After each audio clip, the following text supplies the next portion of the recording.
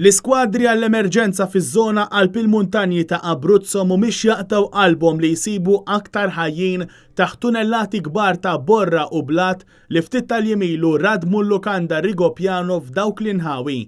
Il-membri tal-iskwadri rreferow għal possibilità li hemm biżżejjed arja f'sezzjonijiet tal-lukanda biex jgħixu n-nies li setgħu inqabdu fihom waqt il-valanga.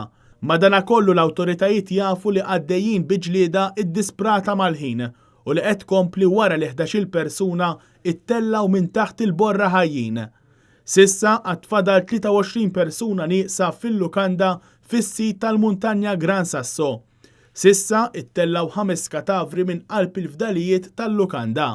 Fl-istess ħin il-kundizzjonijiet tat-temp xejn mhuma favorevoli għall-iskwadri li qed jikkonfrontaw aktar inżul ta' borra, xita u friża qawwija minn barra l-possibilità ta' valangi ġodda.